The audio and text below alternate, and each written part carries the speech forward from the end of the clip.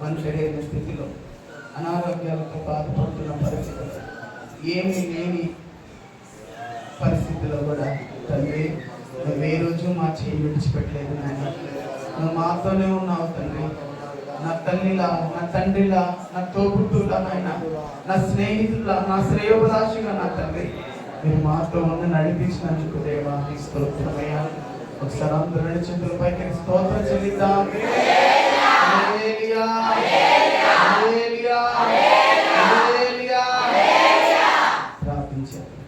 ప్రార్థన చేస్తారు. జరిగిన ఆరాధన దేవుడు తన నామానికి మహిమకరంగా జరిగించాడు. ఆయన సన్నిధి నుంచి దేవుడు తన దాసుని మన మధ్యలో వాడుకున్నట్లుగా మనమందరం కూడా ప్రార్థన చేద్దాం. ప్రేమగల తండ్రి, దయగలిగిన మా యేసయ్య, పాదాలకు వందనాలు, స్తుతులు, స్తోత్రాలు చెల్లిస్తున్నాం తండ్రి. పరిశుద్ధాత్మ దేవ, నమ్మకమైన మా దేవ, ప్రేమగల తండ్రి, దయగలిగిన మా యేసయ్య, నీ పాదాలకు వందనాలు, స్తుతులు, స్తోత్రం చెల్లిస్తున్నాం తండ్రి. ఈ రాత్రికాల సమయంలో తండ్రి నాయన, దేవదేవ తండ్రి నాయన, సాతాను ఎక్కడ పడవ భయంకరంగా పనిచేసినప్పుడు కూడా ఈ ఆత్మ చేత మమ్మల్ని నింపినందుకు నీకు స్తోత్రం చెల్లిస్తున్నాం. పరిశుద్ధాత్మ దేవ తండ్రి, ఇంతవరకు మా తోడుగా మా దేవ నీకు వేలాది స్తుతులు, స్తోత్రం చెల్లిస్తున్నాం. కృపా కనికరం మా దేవ తండ్రి నాయన, ఆయన నీ సన్నిధిలో మాకు తోడుగా ఉంచమని ప్రార్థిస్తున్నాం. నీ దేవదాసుల దగ్గర తప్పించుకు దేవ నీ కృప చూపించి సహాయం చేయని ప్రార్థిస్తున్నాం. పరిశుద్ధాత్మ దేవ తండ్రి, వాడు ఎప్పటికీ పనిచేసిన కూడా వాడి యేసునామములో లయపరచమని ప్రార్థిస్తున్నాం. దేవ తండ్రి, నీ కుటుంబంలో స్వాధీనంలో ఉంచుకోమని ప్రార్థిస్తున్నాం. నీ దాసుని స్వాధీనంలో ఉంచుకొని ప్రార్థిస్తున్నాం. పరిశుద్ధాత్మ దేవ మాకు వచ్చిన ప్రతి విధమైన ఆత్మీయ ఐక్యమని ప్రార్థిస్తున్నాం. నీ దాసులు బలంగా వాడుకోమని ప్రార్థిస్తున్నాం. యేసయ్య పరిశుద్ధ నామములో వేడుకొని ప్రార్థిస్తున్నాము తండ్రి. దేవునికి కుమార్ స్తోత్రం చెల్లిద్దామా. హల్లెలూయా. దేవదేవుడు ఇప్పటి వరకు కూడా ఆయన సన్నిధి గడిచిన రాత్రి ఎంతో ఘనంగా మన మధ్యలో జరిగించుకున్నారు. మీకు పాట ఉండండి, ఓర్వలేని సాతాను. ఏం పాట? సండే స్కూల్ పాట. ఓర్వలేని సాతాను అన్నట్టుగా చూడండి, ఏదో పాపం గడుపునట్టుగా ఒకసారి వచ్చి మొత్తం వెళ్ళిపోయింది, ఎట్టుపోయింది పెళ్ళి. కానీ గాయం తగ్గిన తర్వాత ఆ మచ్చ నిలిపిస్తాయి కదా, అలాగే వర్షం పోయినా కూడా ఆ మచ్చ ఉంది. మనం బయటకు వెళ్తాను కుదరదు. కాకపోతే కానీ దేవుడు పాస్టర్ గారు ఇప్పుడే చెప్తున్నారు, దాగుండ నుంచి చాలా మంది రెడీ అయ్యారయ్యా రావడానికి. ఆ వ్యాన్ ఎక్కారయ్యా, పెద్ద నర్సింగ్ వాళ్ళు చిరుకులు పడలు అంతా రెడీ అయ్యి పాపం బండికి సమయానికి వచ్చింది. అందుకే కార్యక్రమం జరుగుతున్నప్పుడు ప్రార్థన చాలా అవసరం. మేము ఇళ్ళ దగ్గర ఉన్నప్పుడు ప్రోగ్రాములు ప్రార్థన సహాయం చేయని ప్రార్థన ఏదైనా మాకు దేవుడు మందులు ఇచ్చాడు, బాధేం కాదు. కానీ పాపం ఎంతో ఆశపడ్డారు కదా దూర ప్రాంతం. మనకైతే రాత్రి వాక్యం అందించి మనం చక్కగా ఆరాధన చేసుకుంటాం, హ్యాపీ. స్తోత్రం చెప్తాం. బయట నుంచి వచ్చిన వాళ్ళు చూడండి, ఎక్కడొట్ట చంద్రబాబుని అయ్యగారు మన మధ్యలో తీసుకొచ్చాడు. అది గొప్ప విషయం. అందరూ అసలు ఆగిపోయి నేను ఈ రాత్రి వర్తమానం చెప్పాల్సి వచ్చేది. కానీ మరి చూడండి, ఎట్టగట్ట ఇది ఆయన పనికి మాత్రం ఆటంకం దేవుడు జరగనీడు. అంటే వర్షం కాదు, వరదలు కాదు, తుఫాను వచ్చినా కూడా ఏదో వాక్యం ఉంది కదా, ఆయన గాడిద ఎముకతో కూడా పని ఆ సమయానికి అవసరమైతే ఎట్లొకట్లా ఆయన్ని అసలు పెద్ద ఈయన ఏసుగా రావడం ఆశ్చర్యం. వర్షాలు మన మధ్యలో పెద్ద ఉండడం మనకు అది ఆశీర్వాదం. మా తండ్రిగా ఎన్నో మా విషయాల్లో మాకు ఎంతో నమ్మకంగా ఎన్నో విషయాలు మాకు సలహాలు ఇస్తున్న ప్రెసిడెంట్ గారికి అందరూ ఒకసారి వందనాలు చెప్తాం. అందరూ వందనాలు చెప్తాం. వందనాలు. ఈ వాహనం కూడా నిజంగా మనసు ప్రార్థన చేస్తే బండి వేసుకొని వస్తూ ఉన్నారు, వర్షానికి ఎట్లా ముందుతో అని అనుకున్నా. ఎట్టయినా కూడా ఊటీకి చేరేట్టు ఇంకెళ్ళక దేవుడు చెప్తాం. రేపైనా వెళ్ళొచ్చు, ఈ వారం ఇక్కడ ఉండొచ్చు, ఏం కాదు. బట్టలు ఎక్కడ తీసుకురావచ్చు. హల్లెలూయా. మరి దేవుడే మరి నోబెల్ మినిస్ట్రీ నాయకులు మరి డైరెక్టర్ సార్ మధ్య అమ్మగారు లోపలే ఉన్నారు, వాళ్ళు వస్తారు లోపలికి. మరి చక్కటి వర్తమానం రాత్రి విన్నాం. రాజగుంటూరులో మరి పరిచయం చేస్తున్న పాస్టర్ గారు చంద్రబాబు గారు కొద్దిసేపు మనకు దేవుని వర్తమానం అందిస్తారు. ఇలాగ అందరూ ఒక్కొక్కరు గుడికి చేరుకోవాలని మనం ప్రార్థన చేద్దాం. హల్లెలూయా. ఒక పక్క వాక్యం వింటానే ఆ రోజు గోడలు కట్టేటప్పుడంట ఒక చేతితో కత్తి పట్టుకున్నారు, ఒక చేతితో గోడని కట్టారు. ఈరోజు మనం 2 చెవులేమో వాక్యం వైపు పెడతాం, మనసు ప్రార్థన వైపు పెడతాం. హల్లెలూయా. కాబట్టి తన దాసుని దేవుడు వాడుకోవాలని ప్రార్థన చేద్దాం. ప్రేమతో ఆహ్వానిస్తూ అందరూ చప్పట్లు కొడుతూ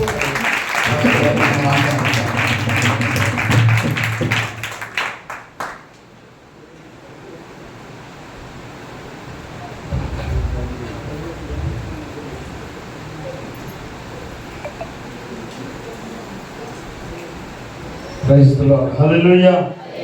హల్లెలూయా. ప్రభువైన యేసుక్రీస్తు నామములో ప్రియులారా, మీ అందరికీ కూడా శుభాభివందనాలు తెలియజేస్తున్నాను. వేదికను అలంకరించినటువంటి స్థానిక దైవ సేవకులకి, అలాగే ప్రెసిడెంట్ గారికి హృదయపూర్వక వందనాలు, అలాగే డైరెక్టర్ గారైన డేవిడ్ పల్లయ్య గారికి, వారి యొక్క కుటుంబములకు అందరికీ కూడా హృదయపూర్వక వందనాలు తెలియజేస్తా ఉన్నాను. హల్లెలూయా. హల్లెలూయా. ఈరోజు చాలా ఎక్స్పెక్టేషన్స్ పెట్టుకున్నా. మా విశ్వాసులందరినీ కూడా రెడీ చేసి వ్యాన్ ఎక్కించాను. మధ్యంతరంగా నర్సింగ్ వాళ్ళు వెయిట్ చేస్తున్నారు ఆ చర్చి దగ్గర. అంత మాత్రమే కాకుండా ఈరోజు అవుట్ సైడ్ మీటింగ్ అని చెప్పారని ఇంకా చాలా ఆనందిస్తూ ఎట్లాగైనా సరే ఈ సంతోషాన్ని కన్నులారా చూడాలని ఆశతో ఉన్నాను. అలాంటి సమయంలో ఇంటి దగ్గర ప్రారంభమైనది మొదలుకొని ఇక్కడికి వచ్చే వరకు గాలి తగ్గలేదు, వర్షం తగ్గలేదు. అయినప్పటికీ వస్తూనే ఒక పక్క అయ్యగారు వెనకాల ప్రార్థన చేస్తూనే ఉన్నారు, నేను ముందు బండి దొరుకుతూ నేను ప్రార్థన చేస్తూనే ఉన్నాను. ఒక పక్క కళ్ళెమ్మ నీళ్ళు వస్తున్నాయి. ఏడుస్తూనే ప్రయాణాన్ని ఇంతవరకు ఇక్కడి వరకు కొనసాగిస్తూ దేవుడికి మహిమకరంగా సాతానుతోటి బండి మీద ఒకటే చెప్పాను, మేము ఓడిపోయామనుకోవద్దు, ఖచ్చితంగా ఈరోజు ప్రార్థన జరుగుతుంది, ఖచ్చితంగా ఈరోజు మాత్రం నువ్వు వెనుదిరగాల్సిందే అని సాతానుతో సవాలు విసిరి ప్రయాణం ముందుకు కొనసాగించారు. దేవుడికి మహిమ కలుగును గాక. హల్లెలూయా. అగ్రహారం దగ్గరికి వచ్చేసరికి మొత్తానికి వర్షం ఇంకా స్టార్ట్ అవ్వలేదు, తుప్పర్లు పడుతున్నాయి, గాలి బాగా వేగంగా వేస్తూ ఉంది. అయినప్పటికీ అయ్యగారిని చిన్నగా బండి మీద తీసుకొని వస్తూ ఉన్నాను. ఎలాగైనా సరే గమ్యానికి చేరాలి అనే ఆశతో ఒక పక్క ఈరోజు బయట అంతా కూడా రెడీ చేస్తుంటారు. పాపం వాళ్ళు మళ్ళీ ఇవన్నీ కూడా బయట లోపల పెట్టుకోవడం ఎంత కష్టమైపోతుందేమో అని ఒక పక్క సేవకుడి యొక్క ప్రయాస, అలాగే సంఘస్థుల యొక్క ప్రయాస అంతటి జ్ఞాపకం చేసుకుంటూ మనసులో ఎంతో వేదన చెందుతూ ఉన్నా. ఆ సమయంలో అనుకోకుండా మన ప్రియులు మన తిరుపతి అన్నగారి యొక్క అన్న కుమారుడు కారు మీద వస్తూ అయ్యగారిని చూసి కారు ఆపాడు. ఎవరో కావాలనుకున్నాము. మొత్తానికి నేను తిరుపతి అన్న వాళ్ళ కుమారుడిని కారు ఎక్కండి అయ్యగారు, అక్కడ దాకా విడిచిపెడతాను అని చెప్పాను. నాన్న కారు ఎక్కారు. కారు ఎక్కిన తర్వాత అంత కాస్త దూరం ముందుకెళ్ళేసరికి ఇక వర్షం స్టార్ట్ అయింది. ఆ వర్షంలోనే నేను తడుచుకుంటూ వచ్చాను. అయ్యగారికి వర్షపు చిలుకు తగలకుండా దేవుడు భద్రపరిచి క్షేమంగా మన దగ్గరికి నడిపించాడు. దేవుని స్తోత్రం చెల్లిద్దాం. హల్లెలూయా. తన బిడ్డలకి ఏం కావాలో దేవుడికి తెలుసు కనుక ఆయన సమస్తమును సమకూర్చి జరిగించేవాడు అయి ఉన్నాడు. పరిస్థితులు ఎలాంటివి అయినప్పటికీ మనకు ఎదురుగా వస్తున్నటువంటి పరిస్థితులన్నీ అనుకూలంగా ఉండవు. కొన్ని ప్రతికూలంగా ఎదురవుతూ ఉంటాయి, కొన్ని మనకు వ్యతిరేకంగా మారుతూ ఉంటాయి. మనం ఆశించింది ఒకటైతే, అనుకునేది ఒకటైతే, జరిగేవి మన జీవితాల్లో అనేకం జరుగుతూ ఉంటాయి. అంత మాత్రం చేత ఏమాత్రం కూడా కలత చెందాల్సిన పని లేదు. కనుక ఈ రాత్రి వేళ ఇటు కూడికను దేవుడు తన మహిమార్థమై జరిగించుకున్నటువంటి తన కృపను బట్టి దేవునికి మహిమ కలుగును గాక. హల్లెలూయా, హల్లెలూయా. కొద్ది నిమిషాలు దేవుని యొక్క మాటల్ని పరిశుద్ధ గ్రంథంలో నుండి మత్తయి రాసిన సువార్త, మత్తయి రాసిన సువార్త 10వ అధ్యాయము 38, 39 వచనాలు. మత్తయి రాసిన సువార్త 10వ అధ్యాయము 38, 39 వచనాలు. తన సిలువను ఎత్తుకొని నన్ను వెంబడింపనివాడు నాకు పాత్రుడు కాడు, తన ప్రాణము దక్కించువాడు దాన్ని పోగొట్టుకొనును గాని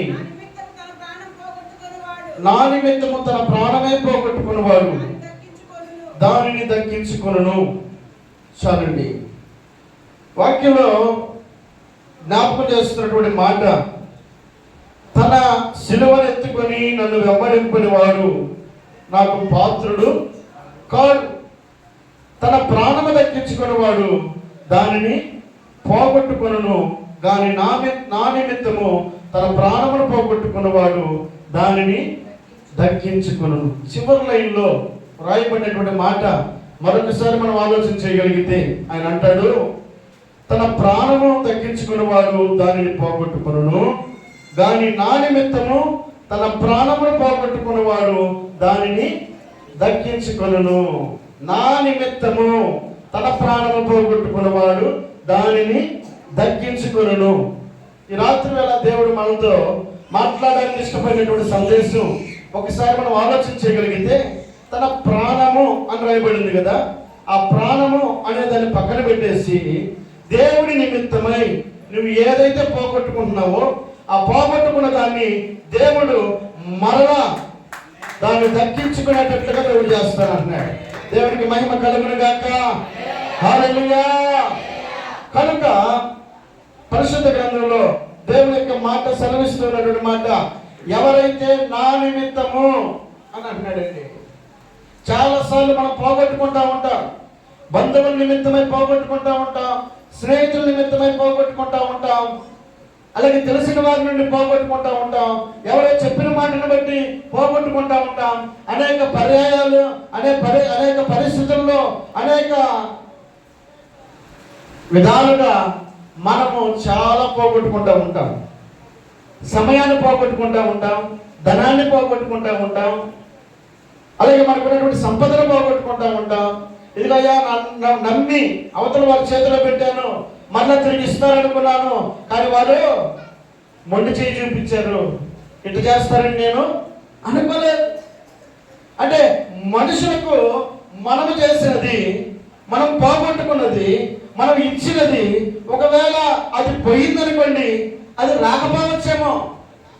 కానీ దేవుడి వాక్యం ఈ రాత్రి వేళ జ్ఞాపకం చేస్తున్న మాట ఏమిటంటే, నువ్వు దేవుని నిమిత్తమై నువ్వు దేవుని కోసం ఏదైతే పోగొట్టుకుంటా ఉన్నావో, ఏదైతే వదులుకుంటా ఉన్నావో, ఏదైతే అయ్యో నేను ఇది నష్టపోయాను అనుకుంటా ఉన్నావో, ఇదిగో ఇంతసేపు దేవుని సన్నిధానంలో నువ్వు గడుపుతా ఉన్నావు కదా, ఈ సమయం అంతా కూడా ఇదిగో సాయంత్రం 7 మొదలుకొని రాత్రి 11 గంటల వరకు 12 గంటల వరకు యవనస్తులు రాత్రి మమ్మల్ని నిద్రపుచ్చి వెళ్ళేసరికి వారికి 1:05 టైం. ఏం పోగొట్టుకున్నారు? వాళ్ళ సమయం అంతా పోగొట్టుకున్నారు. ఇంట్లో చాలా పనులు ఉన్నాయి వాళ్ళకి, చక్కగా వాళ్ళు కూడా రెస్ట్ తీసుకోవచ్చు. లేదా మీరు కూడా ఈ యొక్క మీటింగ్ నిమిత్తమై ఒకవేళ ధనాన్ని పోగొట్టుకున్నారా? పోగొట్టుకోవడం అంటే వదులుకోవడం. లేదా సమయాన్ని పోగొట్టుకున్నారా?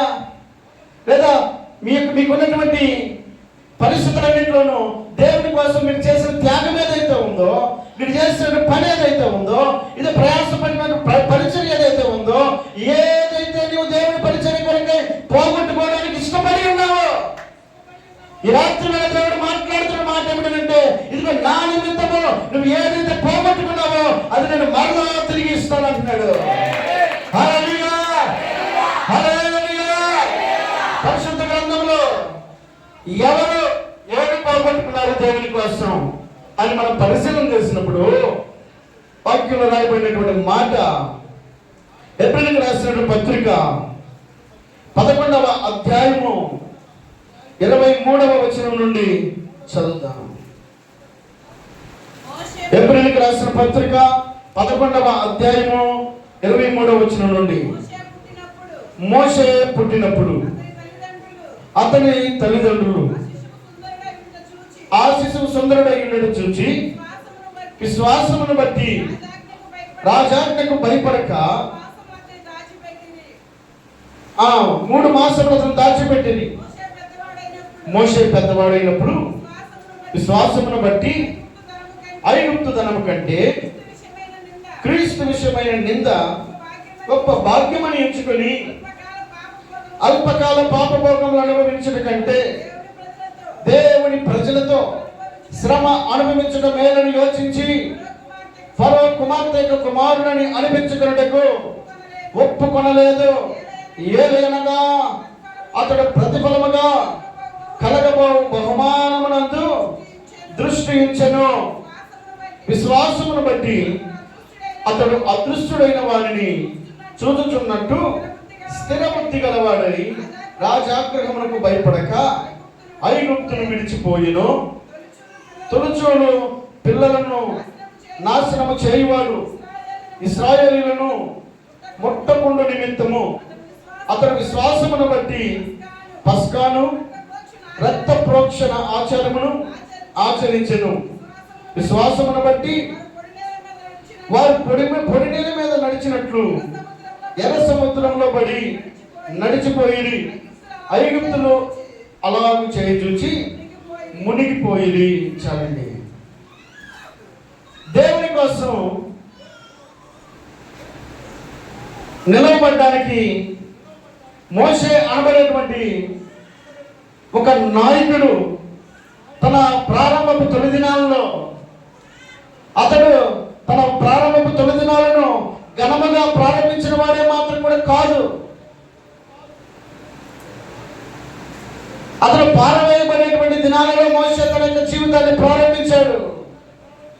ఇదిగో రాజు యొక్క ఆగ్రహము ఏమిటి అంటే రాయబడినటువంటి మాట ప్రకారముగా అక్కడ ఉన్నటువంటి హెబ్రీయులు వారిలో ఉన్నటువంటి తొలిచూలు పిల్లలు ఎవరైతే ఉన్నారో, ఇశ్రాయేలీయులు ఎవరైతే తొలిచూలు పిల్లలు ఎవరైతే ఉన్నారో వారందరినీ కూడా చంపేయమని ఆజ్ఞ జారీ చేసినటువంటి దినాలలో మోషే బ్రతికి బట్టగట్టాడు. ఎక్కడ? ఫరో ఇంట్లో. ఆజ్ఞ జారీ చేసిన వ్యక్తి ఇంట్లోనే తన యొక్క జీవితాన్ని ప్రారంభించాడు. ఏ రాజు అయితే చెప్పమన్నాడో ఆ రాజు యొక్క ఇంట్లోనే తన యొక్క జీవనం ప్రారంభమైంది. ఇదిగో దేవుడు బ్రతికించాడు కదా అని చెప్పని క్షేమంగా ఉన్నాడు కదా, ఈ సుఖ సౌఖ్యం ఇంకా చాలు, ఈ భోగభాగ్యం ఇంకా చాలు అని అనుకున్నటువంటి దినాలలో మోషే జీవిస్తూ ఉన్నప్పటికీ మోషే దేవుడి చేత ఎన్నుకోబడిన వాడై దేవుని యొక్క పరినిమిత్తమై చాలా భక్తి శ్రద్ధలు కలిగిన వాడే తనకున్నటువంటి సౌఖ్యమును విడిచిపెట్టినటువంటి స్వభావం మనం అక్కడ చూస్తా ఉన్నాం. మోషే అనబడేటువంటి ఆ గొప్ప వ్యక్తి తనకున్నటువంటి సౌఖ్యం అంతటిని ఫరో కుమార్తె యొక్క కుమారుడు అనిపించుకునేటువంటి యోగ్యత అంటే రాజు అయ్యేటువంటి అధికారం అన్నట అతను విడిచిపెట్టేశాడట. అతడు దేవుని కొరకు కలగబోయే బహుమానమునందు దృష్టించిన వాడై. ఆల్రెడీ బహుమానం లేదా? ఎలాంటి బహుమానం అది? ఈ లోకానుసారముగా ఒక రాజు అయ్యేటువంటి అధికారం తన చేతిలో ఉంది, ధనము తన చేతిలో ఉంది. ఏ ధనం? ఐగుప్తు ధనం తన చేతిలో ఉంది, అధికారం తన చేతిలో ఉంది, కావలసిన సంపదంతా తన చేతిలో ఉంది. ఇదిగో అన్ని తన చేతిలో ఉన్నప్పటికీ కలగబోయే బహుమానం కొరకట అతడు ఎదురు చూస్తున్నాడట. అంటే తనకున్న ధనము తన సంతృప్తినివ్వలేదు, తనకున్నటువంటి అధికారం తనకు సంతృప్తినివ్వలేదు, తనకున్నటువంటి సౌఖ్యము తనకు సంతృప్తినివ్వలేదు, తనకున్నటువంటి మంది మార్పులము తనకు సౌఖ్యాన్ని ఇవ్వలేదు. కానీ మోషేకున్నటువంటి అచంచలమైనటువంటి భయభక్తులు దేవుని మీద పెట్టుకున్నవాడే ఇదిగో దేవుని కోసం ఇదిగో లోకంలో కనబడుతున్న సంపద అంతటిని కూడా దేవుని కోసం వదులుకోవడానికి ఇష్టపడ్డాడట. దేవునికి మహిమ కలుగును గాక. హల్లెలూయా. అంటే దాని అర్థం ఏంటి? దేవుని కోసం సమస్తాన్ని పోగొట్టుకున్నాడు. తన చేతిలోనే ఉంటే ఆ అధికారం ద్వారా అతడు ఘనపరచబడేవాడు. తన చేతిలోనే ఉంటే ఆ ధనము ద్వారా అతడు గొప్పవాడిగా పిలువబడేవాడు. ఇది ఇశ్రాయేలు అనేటువంటి మాటలు అన్నీ ఇన్ని కాదు. వారు అనేటువంటి మాటలు ఇదిగో మోషే వాడు ఏమాయో మాకు తెలియదు అని గర్వపు మాటలు తన చెవిని పడుతున్నప్పటికీ, అంత మాత్రమే కాకుండా ఇదిగో ఆహారం కొదవయ్యేసరికి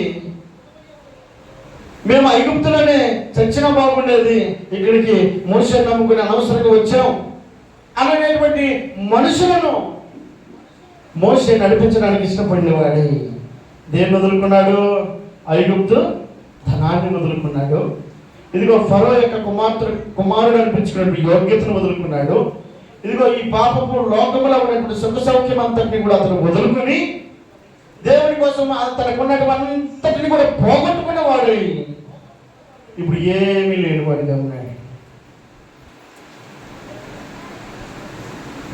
మరి దేవుని కోసం పోగొట్టుకున్నటువంటి వ్యక్తిని గురించి వాక్యం ఏమని సెలవిస్తూ ఉంది? నా నిమిత్తమై నువ్వు ఏం పోగొట్టుకున్నావో, నువ్వు పోగొట్టుకున్నటువంటి దానిని నేను మరలా నీకు ఇస్తాను అని అంటున్నాడండి. నువ్వు ఏదైతే పోగొట్టుకున్నావో, ఇదిగో మోషే అయితే తనకున్నటువంటి సౌఖ్యం అంతా పోగొట్టుకున్నాడు, ధనాన్ని పోగొట్టుకున్నాడు, ఇదిగో అధికారాన్ని పోగొట్టుకున్నాడు, అన్నింటినీ పోగొట్టుకున్నటువంటి మోషేను దేవుడు ఘనపరుస్తున్నాడు. ఇశ్రాయేలు దృష్టిలో అతను తృణీకరించబడినట్టుగా వారు మాట్లాడవచ్చు వారి యొక్క అజ్ఞానపు ఆలోచన నుండి. కానీ సమస్తము ఎరిగినటువంటి దేవుడు, ఆకాశం నుండి భూమి తట్టు తేలి చూస్తూ ఉన్నటువంటి దేవుడు, ఇదిగో సమస్త మానవాళి పట్ల తన కనుదృష్టిని నిలిపినటువంటి దేవుడు, ఇదిగో మనం ఏం చేస్తామో సమస్తమును గ్రహించేటువంటి దేవుడు.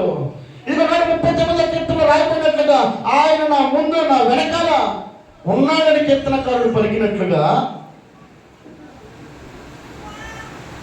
ఆయన గమనంలో మోషేను చూస్తున్నటువంటి ఉద్దేశం ఎలా ఉందనంటే, మోషే గురించి ఆయన ఇస్తున్నటువంటి సాక్ష్యం ఎలా ఉందనంటే, మోషే నా ఇల్లంతటిలో నమ్మకమైన వాడు. దేవునికి మహిమ కలుగును గాక.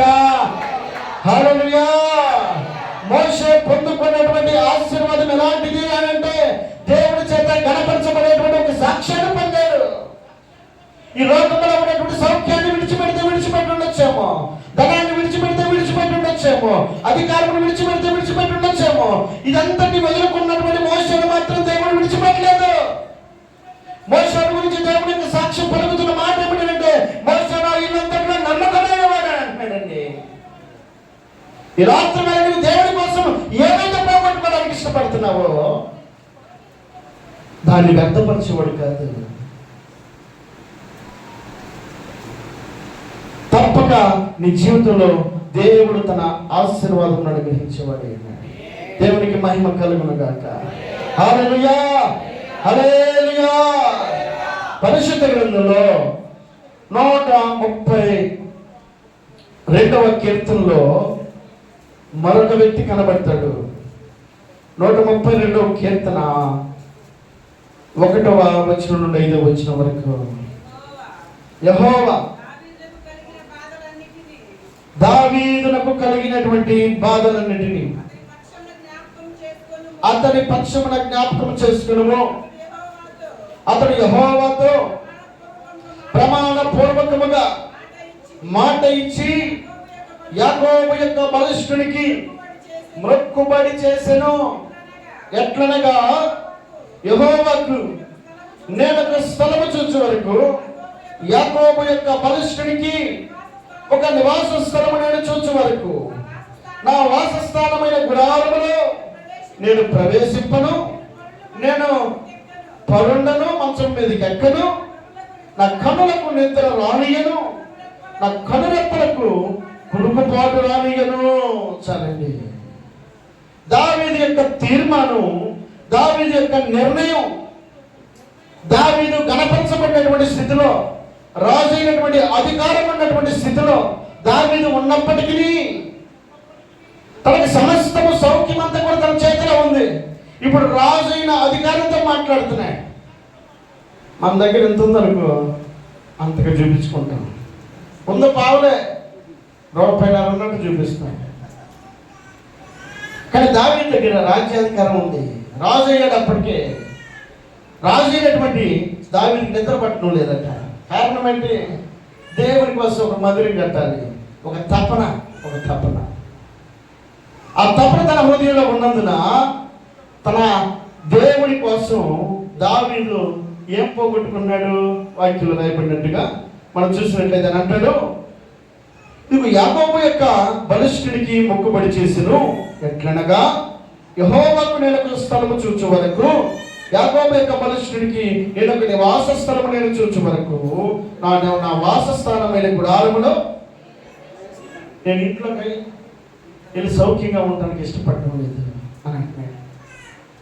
సౌఖ్యం లేకనా, సుఖం లేకనా? ఒక రాజు అనుభవించేటువంటి హంగు ఎవరు అనుభవించగలుగుతారు? తనపడే సౌఖ్యమును ఎవరు అనుభవించగలుగుతారు?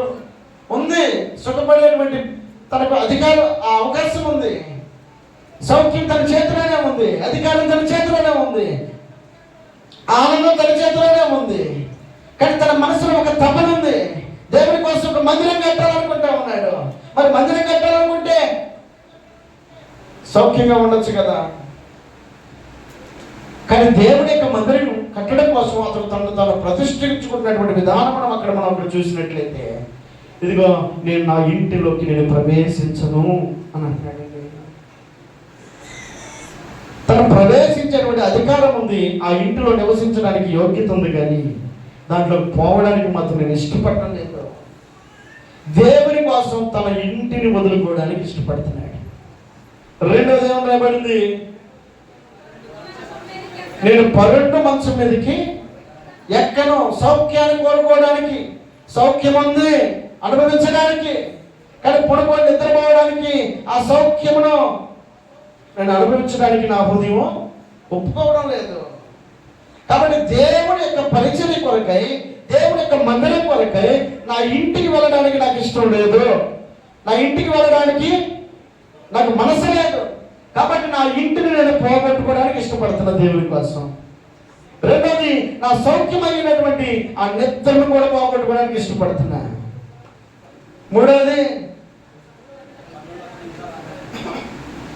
నా కనులకు నిద్ర రానియను, నా కనురెప్పలకు కుడికిపాటు రానియనండి. గంట సేపు ప్రార్థన పెడితే, లేదా 2 గంటల సేపు ప్రార్థన పెడితే ఎప్పుడు పాస్టర్ గారు ముగిస్తారా అని చెప్పనని ఎదురు చూసేటువంటి ఆలోచన మనకాడ లేవా? ఆ సంఘంలో ఉన్నాయి. ఎందుకంటే మనుషులం కదా. పాస్టర్ గారు తొందరగా ముగియండి, అందరూ ప్రశాంతంగా అది భోజనం ఉండేరుగా ముద్ద తిని పడుకుంటాం. కానీ దావీదు అంటాడు, ఇదిగో దేవుని కొరకైనటువంటి పని నిమిత్తమై ఇదిగో నా సౌఖ్యమును వదులుకోవడానికి ఇష్టపడుతున్నాను, నా మంచం మీదకి ఎక్కడానికి నేను ఇష్టపడడం లేదు, నా ఇంటికి వెళ్ళడానికి నేను ఇష్టపడడం లేదు, నేను నా కన్నులకు నిద్ర రావడానికి కూడా ఇష్టపడడం లేదు. దేవుని కోసం తనకున్నటువంటి సౌఖ్యమంతటిని పోగొట్టుకోవడానికి ఇష్టపడ్డాడు. మరి పోగొట్టుకున్నటువంటి దావీదును దేవుడు విడిచిపెట్టాడా? దేవుడు తన గమనంలోకి తెచ్చుకున్నాడా అని మనం ఆలోచన చేస్తే, వాక్యంలో ఆయన కొరకై దేవుడు తన కొరకై ఒక మాట ఆయన పలికిన మాట ఏమిటంటే, మోషేను ఆయన పలికిన మాట, ఇదిగో మోషే నా ఇల్లంతటిలో నమ్మకమైన వాడు. ఆ మాట సరదా. మరి దావీదు గురించి ఏమన్నాడు? దావీదు నా హృదయానుసారుడు. దేవునికి మహిమ కలుగును గాక. హల్లెలూయా. తన సౌఖ్యమును విడిచిపెట్టినటువంటి దావీదుని నా హృదయానుసారుడు అన్నాడండి. దేవుని కోసం పోగొట్టుకున్నటువంటి దావీదుని దేవుడు ఇష్టపడి నా హృదయానుసారుడు అన్నాడు. ఇదిగో దేవుని కోసం, ఇదిగో ఇశ్రాయేలును నడిపించడం కోసం, ఆ దేవుని యొక్క ప్రజల కోసం పోట్లు పడడానికి ఇష్టపడేవాడు మోషే అంటున్నాడు, ఇదిగో నా ఇల్లంతటిలో నమ్మకమైన వాడు అంటున్నాడు. పోగొట్టుకున్నటువంటి మోషేని గమనంలోకి తెచ్చుకున్న దేవుడు, పోగొట్టుకున్నటువంటి దావీదుని తన గమనంలోకి తెచ్చుకున్నటువంటి దేవుడు ఈ రాత్రి వేళ నీతో నాతో మనందరితో మాట్లాడుతున్నాడు. ఈ రాత్రి వేళ నువ్వు ఏం పోగొట్టుకోవడానికి ఇష్టపడతా ఉన్నావు? పరిచర్య కోసం ఏం పోగొట్టుకున్నావు? సేవకుడి కోసం ఏం పోగొట్టుకున్నావు? లేదా మందిరపు పరిచర్య కొరకు ఏం పోగొట్టుకున్నావు? వాక్యంలో రాయబడినటువంటి మాట ఏమిటంటే నా నిమిత్తము. మనుషుల కోసం పోగొట్టుకుంటే అది వెనకరాదేమో, కానీ దేవుని కోసం పోగొట్టుకుంటే తప్పక ఆయన మళ్ళీ తిరిగి ఇచ్చేవాడు. ఆయన బలపరిచేవాడు. ఆదికాండం 12వ అధ్యాయము 1వ వచనం చూద్దాం. యెహోవా నీవు లేచి నీ దేశం నుండి, నీ బంధువుల యొద్ద నుండి, నీ తండ్రి ఇంటి నుండి బయలుదేరి నీవు చూపించే దేశములకు వెళ్ళుము. నిన్ను గొప్ప జనముగా చేసి నిన్ను ఆశీర్వదించి నీ నామమును గొప్ప చేయుదును.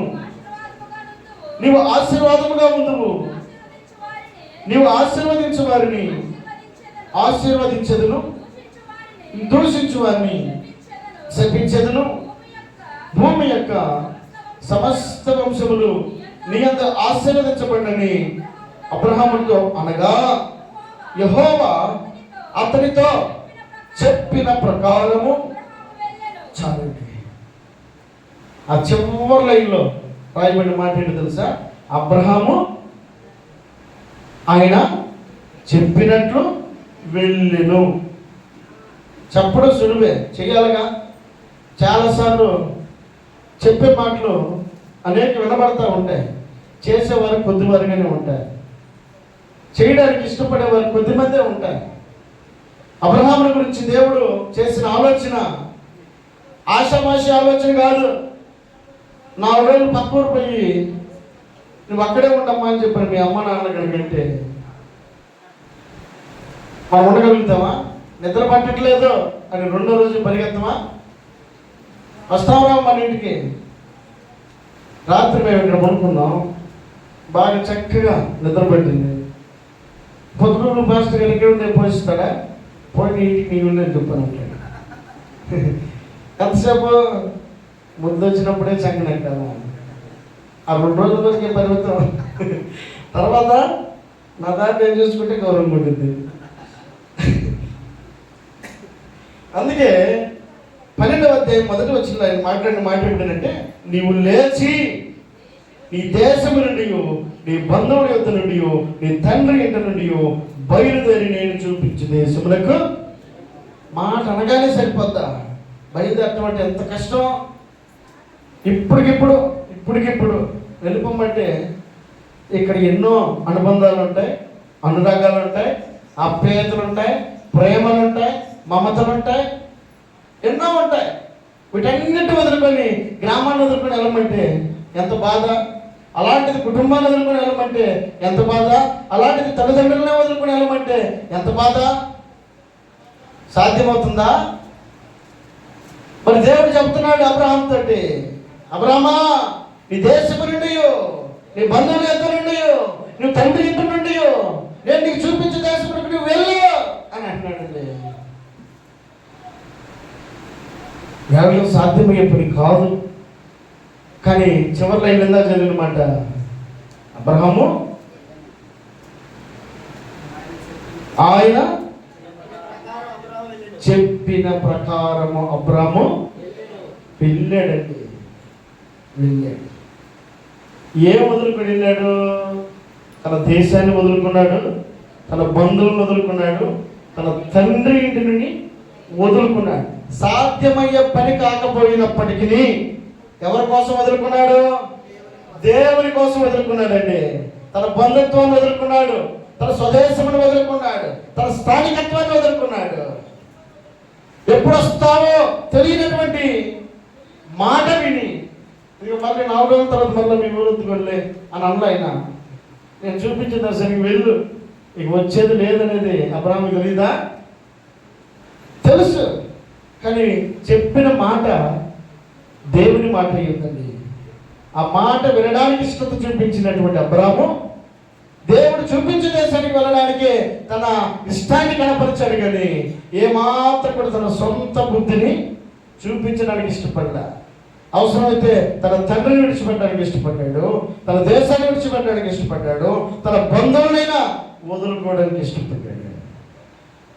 అసాధ్యమైన పనిని సుసాధ్యపరిచినటువంటి అబ్రహామును దేవుడు ఎలా నిలబెట్టాడు తెలుసా? నేను అబ్రహాము దేవుడును, ఇస్సాకు దేవుడును, యాకోబు దేవుడును అని పిలిపించుకునే ఆశీర్వాదాన్ని అబ్రహాంకి ఇచ్చాడండి. దేవునికి మహిమ కలుగును గాక. హల్లెలూయా.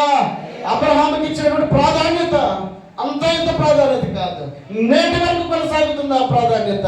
నేను కూడా అబ్రహాము కుమారుని కానా అని అనుకునేటువంటి స్థాయిని ఈ రోజున నీ వరకు కూడా ఆ అధికారాన్ని దేవుడు ఇచ్చాడు. దేవునికి మహిమ కలుగును గాక. హల్లెలూయా. కనుక దేవుని కోసం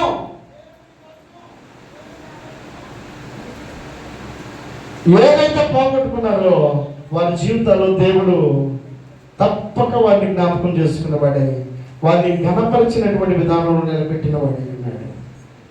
ఏదైతే నువ్వు పోగొట్టుకున్నావో దేవుని కోసం, ఆ పోగొట్టుకున్న దాని విషయమై ఒకవేళ నువ్వు మర్చిపోవచ్చేమో, నువ్వు విన్నావు కనుక, నువ్వు చేసావు కనుక, నీవు ఆయన మాటకు లోబడి ఉన్నావు కనుక తప్పక ఆయన నిన్ను మర్చిపోయేవాడు కాదు.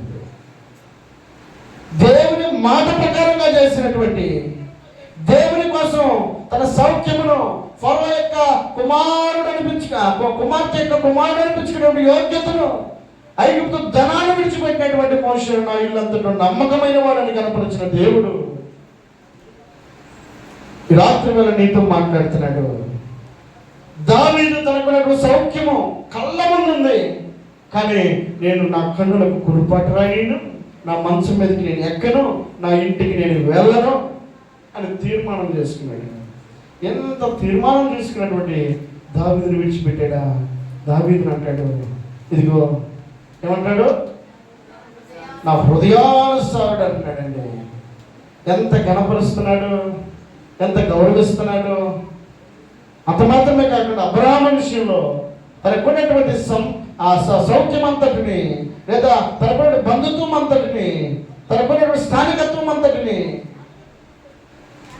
పోగొట్టుకోవడానికి ఇష్టపడినటువంటి అబ్రహామును చిరస్థాయిగా నిలబడేటువంటి పేరును అబ్రహాము అనుగ్రహించాడు. ఇదిగో నేను అబ్రహాము దేవుడును అని అనిపించుకునే స్థాయిని అబ్రహాముకు పెంచిన వాడే ఉన్నాడు. దేవుడికి మహిమ కలుగును గాక. హల్లెలూయా.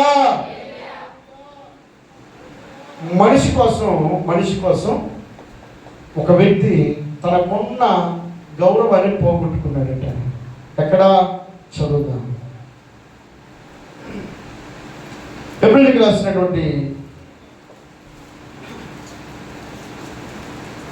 పత్రిక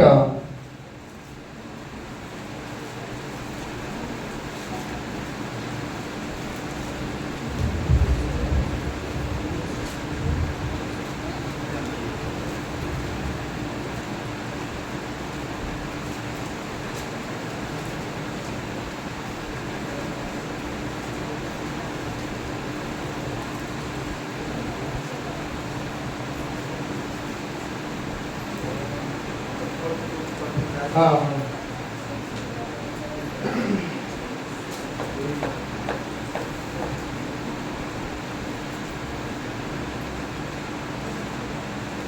ఓకే, 12వ అధ్యాయము 16వ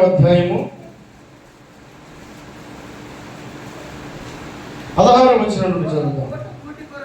ఒక్క పూట కూటి కొరకు తన జ్యేష్ఠత్వపు హక్కును అమ్మివేసిన ఏశావు వంటి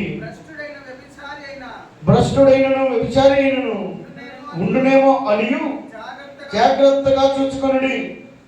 ఏశావు ఆ తరువాత ఆశీర్వాదం పొందుకొని కన్నీళ్లు విడిచుచు దానికోసం శ్రద్ధతో వెతికినను మారు మనసు పొందన అవకాశం దొరకక విసర్జింపబడినని మీరు ఎరుగుదురు. ఏశావు అనేటువంటి వ్యక్తి దేవుడిచ్చినట్టు ఒక అధికారం ఉంది. దేవుని కోసం అతను పోగొట్టుకున్నవాడు కాదు, దేవుడి కోసం వదులుకోవడానికి ఇష్టపడేవాడు కాదు. తన సౌఖ్యం కోసం, తన సుఖం కోసం, తన రుచి కోసం, తన ఒక్క పూట కూడి కోసం తన జ్యేష్ఠత్వాన్ని పోగొట్టుకోవడానికి ఇష్టపడ్డాడు. వాక్యంలో రాయబడిన మాట ఏంటంటే, నా నిమిత్తము నువ్వు ఏం పోగొట్టుకున్నావో దాన్ని నేను మరలా నీకు ఇస్తాను అని అన్నాడు. అబ్రాహాము జీవితంలో గణపరిచిన దేవుడు, దావీదు జీవితంలో గణపరిచిన దేవుడు, మోషే జీవితంలో గణపరిచినటువంటి దేవుడు, ఇక్కడ యేసావు అనేటువంటి వ్యక్తి కూడా నేను కూడా పోగొట్టుకున్నానని చెప్పని కనబడుతున్నాడు. ఏం పోగొట్టుకున్నాడు? తన జ్యేష్ఠత్వాన్ని పోగొట్టుకున్నాడు. దేవుడు ఇచ్చిన అధికారాన్ని పోగొట్టుకున్నాడు. దేవుడే నిర్ణయించినటువంటి అధికారమును తన ఇష్ట ప్రకారంగా పోగొట్టుకున్నాడు. తనకు నచ్చినట్లుగా చేసుకున్నాడు. దేవుని కోసం వదులుకోవడానికి ఏమాత్రం కూడా తన సాక్షి కనబడడం లేదు. కానీ తన సౌఖ్యం కోసం, తన రుచి కోసం, తన ఆనందం కోసం, ఒక్క పూట కూటి కోసం దేవుడు ఇచ్చినటువంటి అధికారం తన ప్రాయంగా పోగొట్టుకున్నాడట. పోగొట్టుకుంది మళ్ళా తిరిగి వస్తుందేమో అనుకున్నాడు. అదేదో సింపుల్గా ఉందిలే, ఇక నా తమ్ముడికే కదా ఇచ్చింది మళ్ళా తిరిగి తీసుకోవచ్చు అని చెప్పానని అనుకొని ఉండొచ్చు. ప్రారంభంలోనే మీకు ఒక మాట చెప్పా, మనుషులకి ఇచ్చింది ఒకవేళ అది తిరిగి రాకపోవచ్చేమో, దేవుడికి ఇచ్చింది తప్పక మన దగ్గరికి చేరుతుంది. అతను తన కోసం పోగొట్టుకున్నాడు, తన సౌఖ్యం కోసం పోగొట్టుకున్నాడు, తన ఒక్క పూట కూడి కోసం పోగొట్టుకున్నాడు దేవుడు ఇచ్చినటువంటి జ్యేష్ఠత్వపు హక్కుని. ఇప్పుడు అంటాడు,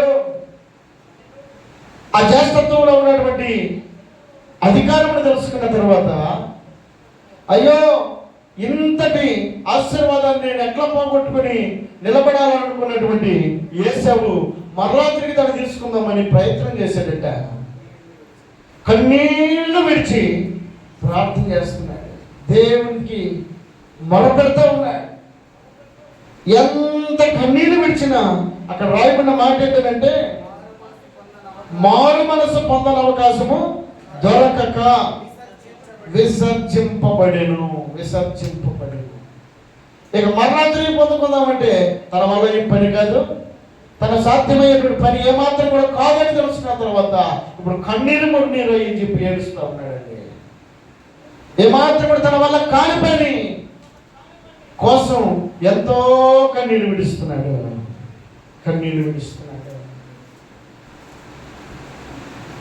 మారు మనసు పొందని అవకాశం దొరకక విసర్జింపబడ్డాడట.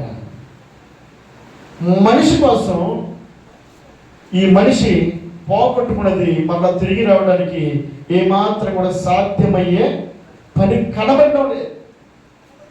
మరి దేవుని కోసం పోగొట్టుకున్నటువంటి వ్యక్తుల యొక్క జీవితాల్లో దేవుడు గణపరిచి నిలబెట్టినటువంటిగా మనం వారి యొక్క సాక్ష్యాలు మనం గమనిస్తూ ఉన్నాం, చూస్తూ ఉన్నాం. రాత్రి వేళ దేవుడు నీతో స్పష్టంగా మాట్లాడుతున్నటువంటి మాట నువ్వు గమనించాలండి. ఇది చాలా సింపుల్ గా కనబడుతుంది, కానీ నువ్వు చేసేటువంటి పని దేవుని మహిమార్థమై ఉండాలి అని అంటే, నువ్వు చేసే పని నీ కుటుంబానికి ఆశీర్వాదకరంగా ఉండాలి అని అంటే, నువ్వు చేసే పని అనేకులకు దీవెనకరంగా ఉండాలి అని అంటే నువ్వేం పోగొట్టుకున్నావు? ఇది దేవుని యొక్క ప్రశ్న. మనకు అట్లాగే ఉండాలి, అన్నీ జరిగిపోవాలంటే కుదురుతుందా? కొండలో అన్నం మాత్రం అట్లాగే ఉండాలి, పిల్లలు లావు కావాలంటే సాధ్యమవుతుందా? ఎప్పుడు చిన్నప్పుడు నా మాట ఇది కుదురుతుందా? ఎందుకు కుదరదు? అది పెట్టి పోషిస్తేనే పెద్దవాడు అవ్వగలుగుతాడు. రాత్రి వేళ దేవుని యొక్క దీవెన, దేవుని యొక్క ఆశీర్వాదము నీ ఇంటికి, నీ కలిగినటువంటి సమస్తమునకును అది నిలిచి ఉండినట్లుగా నువ్వు కోరుకున్నటువంటి వ్యక్తి అయితే దేవుని కోసం నువ్వు ఏది పోగొట్టుకున్నా అది తప్పక దేవుడు మళ్ళా తిరిగి ఇస్తాడు. దేవునికి మహిమ కలుగును గాక. హల్లెలూయా, హల్లెలూయా.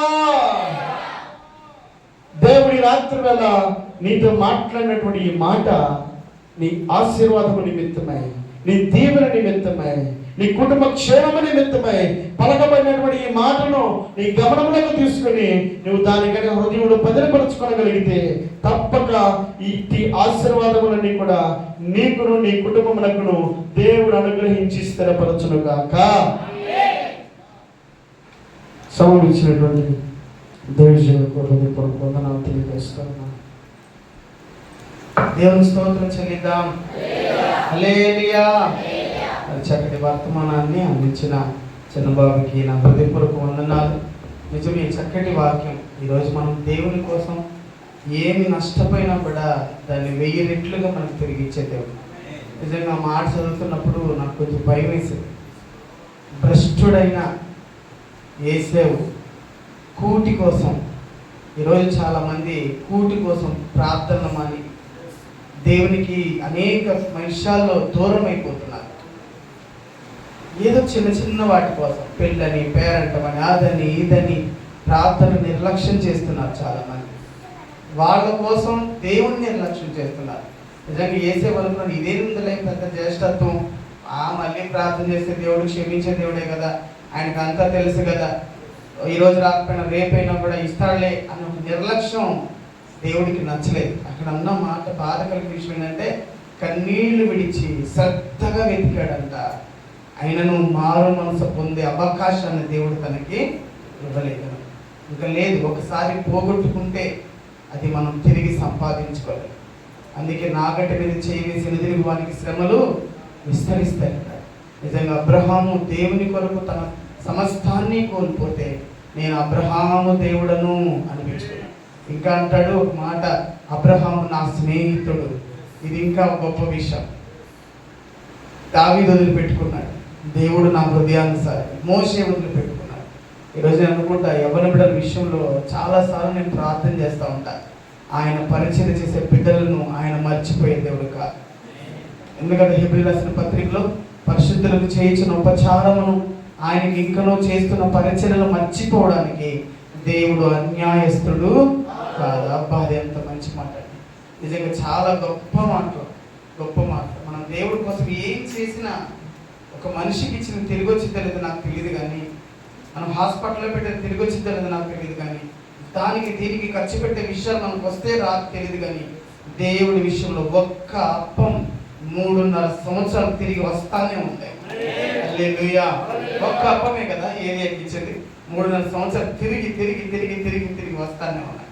కాబట్టి నిజంగా ఈరోజు మనం దేవుడి కోసం ఏం చేసినా ఆయన తరతరాలు దీవించే దేవుడు. ఆయన ప్రార్థించిన, పాట పాడిన, పరిచయం చేసిన, చాప ఎత్తిన, చాప మడిచిన, కుర్చీ మడతేసిన, ఏది చేసినా ఆయన మర్చిపోయే దేవుడు కాదు. మన స్వభావం, మన అక్కడ బైబిల్లో ఒక మాట ఉంది, వారి కడిపే వారికి దేవుడు అంట. ఏంటంటే వారి కడిపే వారికి చెప్పాలి, వారి కడిపే వారికి దేవుడు. మన కడిపే మనకు దేవుడే. మన సుఖం అందరం చూసుకుంటా, మురిసిపోతా మై చూసుకుంటా, ఇల్లు చూసుకుంటా, ఇది చూసుకుంటా, బట్టలు చూసుకుంటా, బంగారం తీసుకుంటా మురిసిపోతే, ఎట్లు వచ్చి తీమో ఈ ధరలో నీకు, వచ్చేటప్పుడు ఏమీ తీసుకురాము, వెళ్ళేటప్పుడు ఏమీ కూడా పూచిక పుల్ల కూడా తీసుకో. మన ఒంటి మీద బట్టలు కూడా మడతాలుగా కోసి పడేస్తారు. ఏది మంతరా ఉన్న నాడు. కానీ ఒక మాట ఉంది కదా ప్రకటన గ్రంథంలో, ఇప్పటి నుండి క్రీస్తునందున మృతులైన మృతులు ధన్యులు, వాళ్ళ వెంట ఏమంటాయంట, ఈ లోకంలో మన ఒంటి మీద ఉన్న మడతలు కూడా ఉంచరు, కానీ దేవుళ్ళు ఉంది కదా, వారి క్రియలు వారి వెంట పోతాయన్న.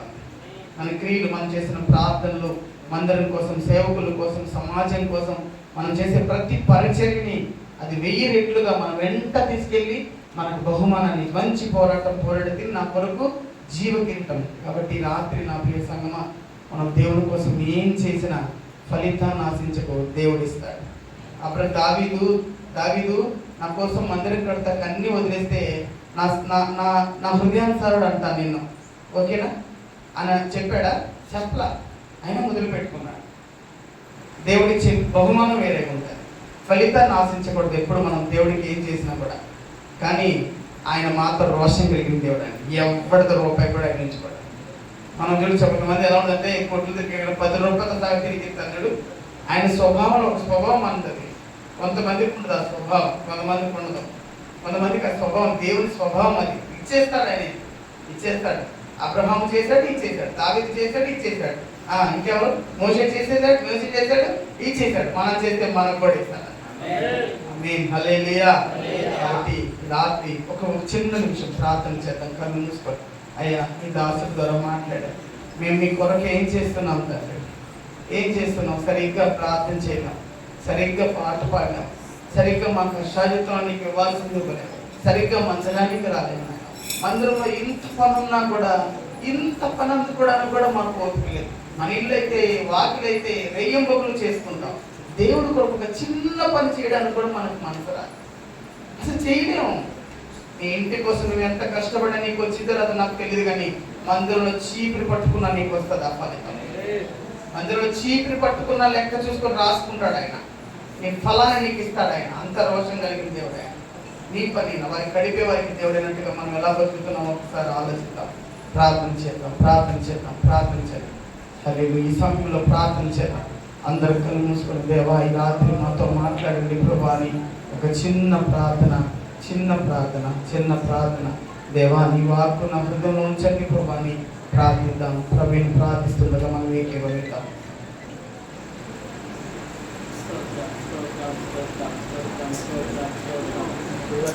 మహాగరుడానికి వేలాది స్థితులు స్తోత్రాలు నాయన. కృపాశక్తి సంపూర్ణానికి వేలాది స్థితులు నాయన. ఇదిగో నా తండ్రి, ఈ యొక్క నా తండ్రి రెండవ దినము నా తండ్రి సంక్షేమాభివృద్ధి ప్రార్థనల ప్రభావ మేమందరం కూడిన యేసయ్యను ప్రార్థించి ప్రశ్నించినందుకు నీకు వేలాది స్తోత్రాలు నాయన.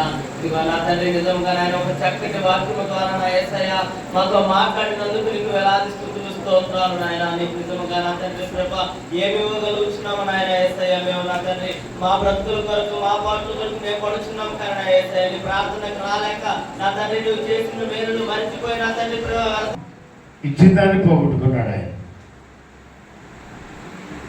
అయితే మనం అలా ఉండకూడదు అని మీరు ఆలోచిస్తూ ఉన్నారు, మంచిది.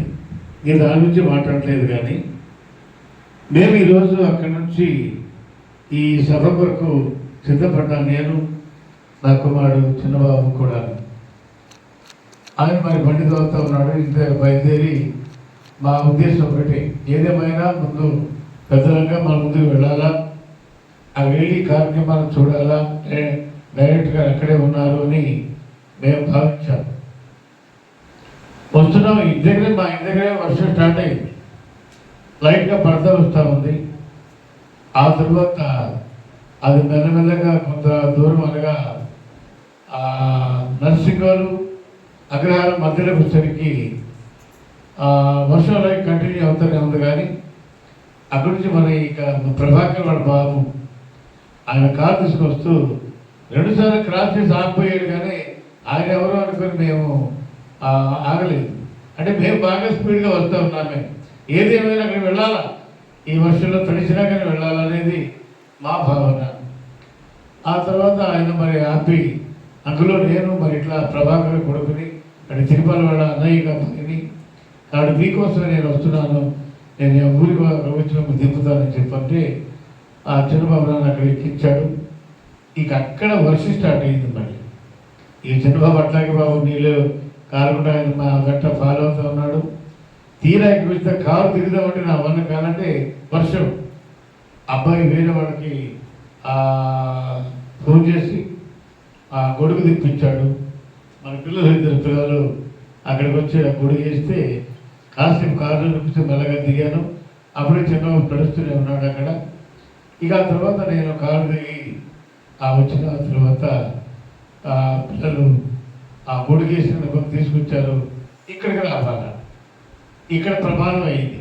నాకేమో నడువు నొప్పి, నడవలేను. ఈ ఎట్లా నడవాలి, నేను అక్కడ నుంచి బురదలో ఎట్లా రావాలా అన్నాడు.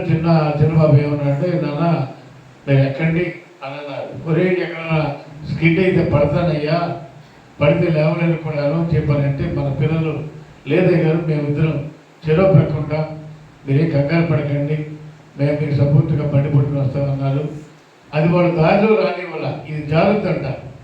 అటు గడ్డిలో కూడా మొత్తానికి ఏదో మొత్తానికి దయచేసి ఈ స్థలానికి రావడం జరిగింది. ఎందుకు ఈ మాటలని చెప్తూ వచ్చానంటే, మీరు ఇప్పుడు చెప్పులు వేసుకొని వచ్చుంటారు. ఇప్పుడు చెప్పులు వేసుకొని వెళ్ళడానికి వీల్లేదు. చెప్పులు తీసుకొని చేతలో పట్టుకొని వెళ్ళాలి కదా, అవునా కదా?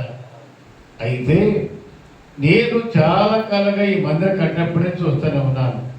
ఈ దారి పరిస్థితి అలాగే ఉంది. ఇది మనకు సాధ్యం కాదా?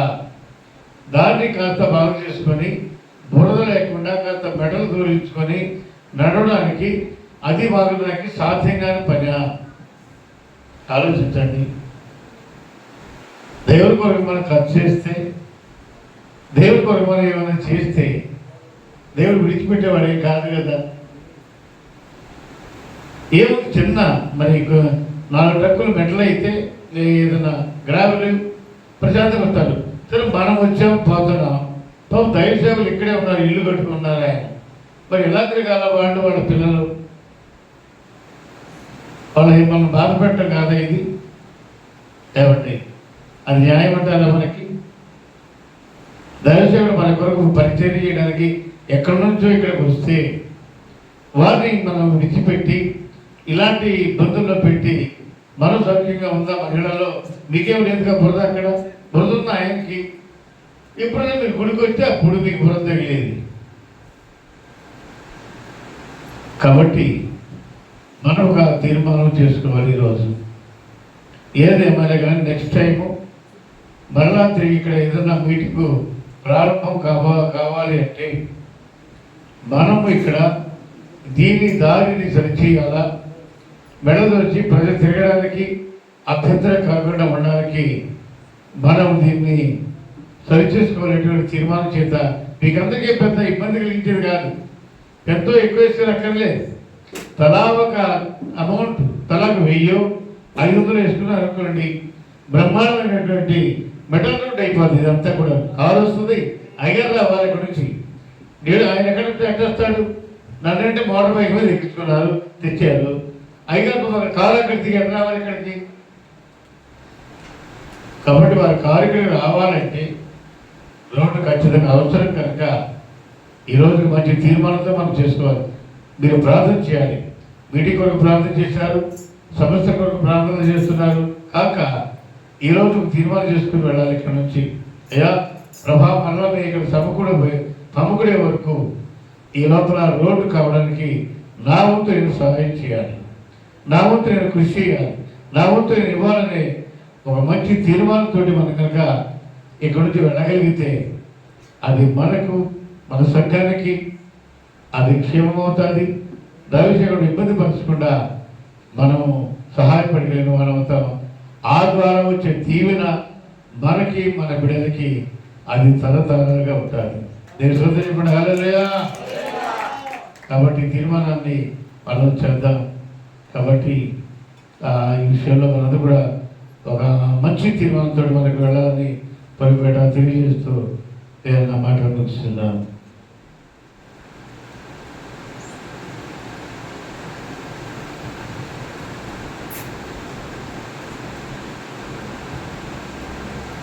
దేవుని స్తోత్రం చెల్లిద్దాం. హల్లెలూయా. మంచిది, చక్కగా మంచి అయ్యగారు మంచి సలహా ఇచ్చారు మనకి. నేను కూడా వర్షం పడేటప్పుడు చాలా భయంగానే వస్తాను. పిల్లలను అడగండి, ఒక చేయి పట్టుకుని మొదలుకే నడుము ఇడిగి నుండి మళ్ళీ ఇలా పట్టుకొని జాగ్రత్తగా అడుగులో అడుగు వేసుకుంటూ వస్తాం. చాలా బాధ. జారిపోతే ఇంక మళ్ళీ మనకి కోరుకునే పరిస్థితి నాకు లేదు. మరి అయ్యగారు పెద్ద అయిన కనుక మా గురించి ఆలోచించారు. మనం ఏదో ఒక మార్గాన్ని 3 గ్రామ పెద్దలు ఆలోచించుకొని, మనందరం కూడా ఆలోచించుకొని ఏదో ఒకటి ఒక రోడ్ లాగా ఇలా వేసుకుంటే వచ్చేది వర్షాకాలం, మనం ప్రశాంతంగా మందిరంలోనికి రాగలుగుతాం. అలాంటి ఒక మంచి నిర్ణయంతో ఈ సెలవు నుంచి మనం వెళ్దాం. దేవుని స్తోత్రం చెల్లిద్దాం. మంచిది. ఈ యొక్క సమయంలో మన రూబెన్ మినిస్ట్రీ డైరెక్టర్ గారు డేవిడ్ పాల్ గారు కూడా కొన్ని విషయాలు మనతో పంచుకుంటారు. మనం అందరం కూడా శ్రద్ధతో ఆలకిద్దాం. వారిని కూడా చప్పట్లు కొడుతూ మనం ఆహ్వానిద్దాం.